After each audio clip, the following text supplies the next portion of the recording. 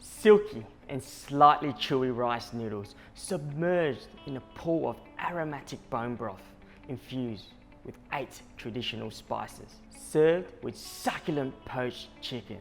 This is Feildel, Vietnamese chicken noodle soup.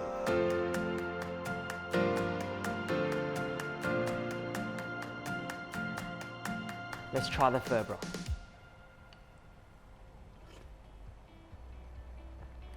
It's light, it's delicate, and actually spicy. You know what? You don't even need to add anything to this at all. It's that good. It's gentle, it's light and delicate, packed with flavor. But better yet, it only takes 90 minutes. Feildel seems like a dish that will take hours and hours on end. If someone mentions the word pho, you associate it with long cooking times. But this recipe only takes 90 minutes, so that means you'll be able to produce the traditional flavors of pho on a school night. So let's get started.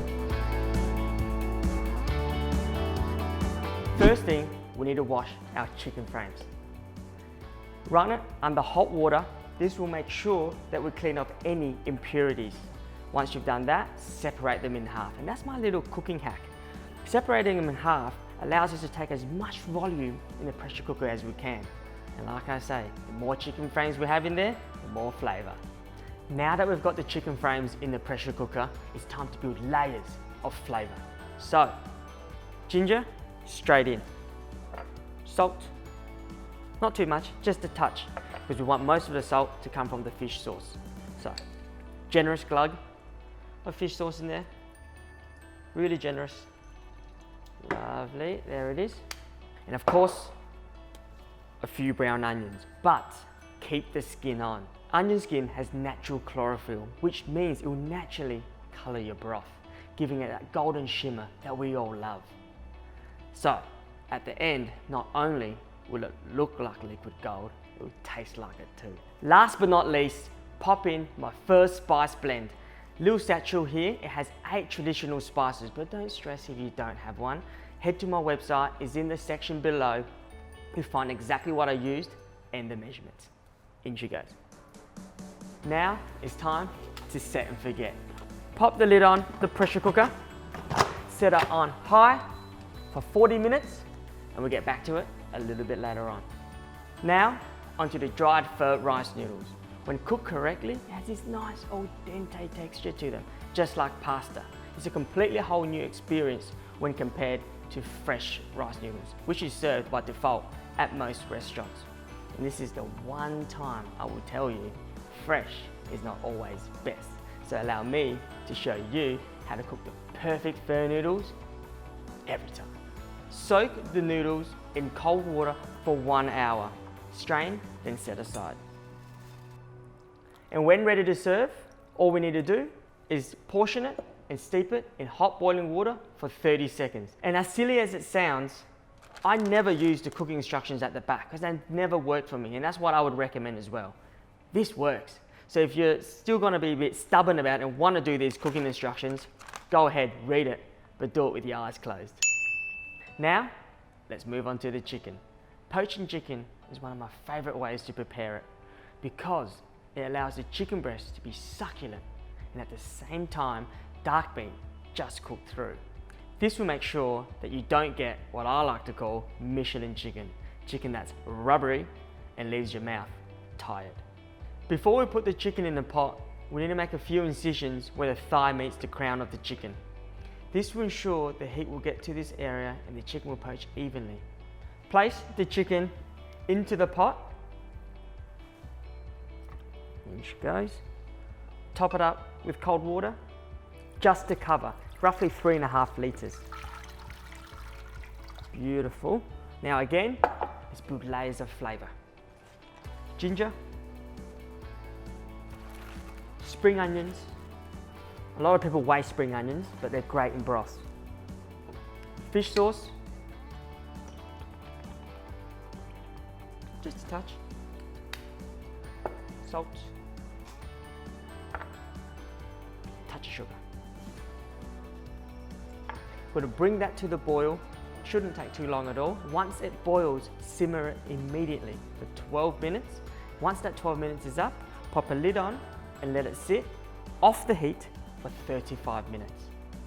After 35 minutes, take the chicken out and put it straight into a cold water bath.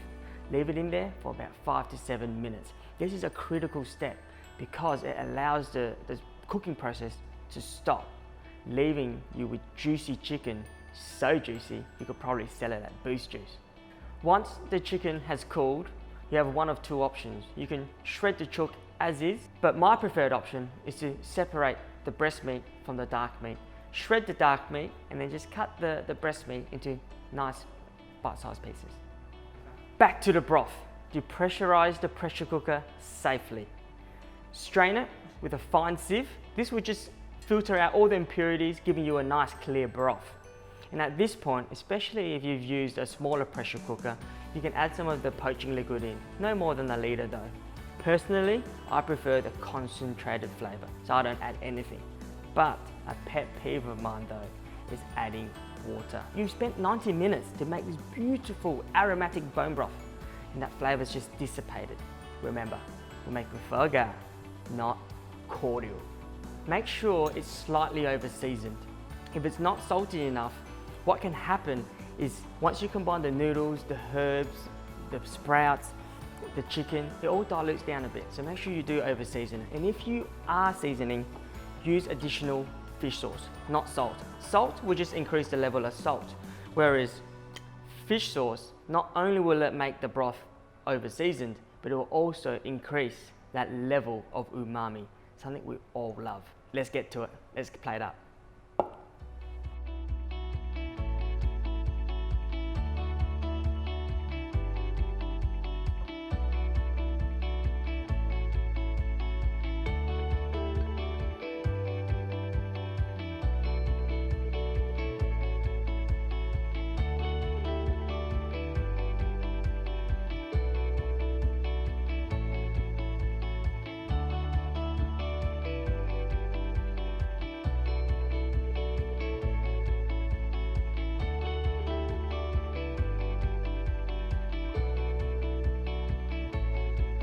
Now, before I dig in, I need to talk to you about hoisin sauce. A pho broth, especially a homemade one, should never be seasoned with hoisin sauce. Let me put it into perspective. It's like spending 90 minutes of your hard work and making a chicken and vegetable soup and then drowning it in barbecue sauce. The flavour profile will just completely get taken over. So one thing I've done over the past decade and how I've educated my friends about hoisin sauce and a homemade broth is to scream at them, "Hoisin!" Hoisin without the H is to flag them that they're just about to commit the ultimate homemade pho sin. Personally, I love hoisin with a bit of chili oil and a squeeze of lime. Use it as a dipping sauce. Hoisin is a beautiful dipping sauce to add additional flavour to your chicken. But for the broth, steer clear. Mix it up well. No hoisin sauce.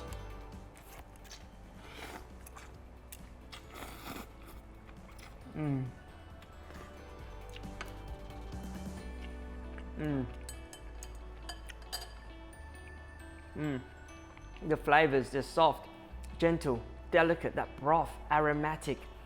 Oh, it's so soothing on the palate. It's something I can honestly eat all year round. And if you have some leftovers, pack it up and pop it in the fridge. Consume it over the next few days. If you have lots of broth left over, throw it in the freezer. Save it for a rainy day. The flavours of homemade pho is not even comparable to a restaurant style pho. You have to do it to understand. It's chalk and cheese.